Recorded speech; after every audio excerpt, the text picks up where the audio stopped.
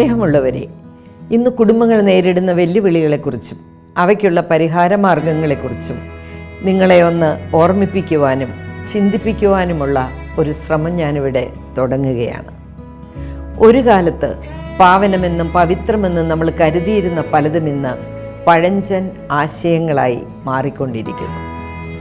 ഒരു സ്ത്രീക്ക് ഒരു പുരുഷൻ, ഒരു പുരുഷന് ഒരു സ്ത്രീ എന്ന ആശയത്തിന് പോലും ഇന്ന് വലിയ കഴമ്പൊന്നും ഇല്ലാതായിക്കൊണ്ടിരിക്കുകയാണ്.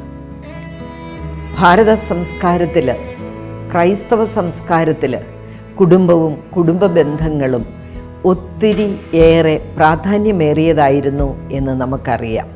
എന്നാൽ ഇന്ന് കുടുംബങ്ങൾ വളരെയേറെ കഷ്ടതകളിലൂടെ, മനപ്രയാസങ്ങളിലൂടെ കടന്നു പോകുന്നുവെന്ന് നമ്മുടെ ചുറ്റുപാടും കാണുന്ന ഓരോ അനുഭവങ്ങളും നമ്മളെ പഠിപ്പിക്കുകയാണ്. നമ്മുടെ ഫാമിലി സിസ്റ്റം ആകെ മാറിപ്പോയി. ഫാമിലി സിസ്റ്റത്തിൽ എന്ത് മാറ്റങ്ങളാണ് വന്നതെന്നും ആ മാറ്റങ്ങൾ എന്തുമാത്രം നമ്മുടെ കുടുംബങ്ങൾക്ക് പ്രശ്നങ്ങൾ ഉണ്ടാക്കിക്കൊണ്ടിരിക്കുന്നു എന്നാണ് നമ്മളിന്ന് ചിന്തിക്കുന്നത്. നമ്മുടെ കുടുംബങ്ങൾ കൂട്ടുകുടുംബ വ്യവസ്ഥിതിയിൽ അധിഷ്ഠിതമായിരുന്ന ഒരു കാലമുണ്ടായിരുന്നു. വല്യപ്പച്ചനും വല്യമ്മച്ചിയും ചിറ്റപ്പന്മാരും ആൻറ്റിമാരും എല്ലാം ചേരുന്നതിനെയാണ് കുടുംബമെന്ന് നമ്മൾ വിളിച്ചിരുന്നത്. എന്നാൽ ഇന്ന് നമ്മുടെ കുടുംബങ്ങൾ ചെറിയ ചെറിയ കുടുംബങ്ങളായി വിഭജിക്കപ്പെട്ടു. ഞാൻ, എൻ്റെ ഭർത്താവ്, എൻ്റെ മക്കൾ, അതിനപ്പുറം ചിന്തിക്കാനായിട്ട് പുതിയ തലമുറയെ കൊണ്ട് കഴിയാതെ പോകുന്നു.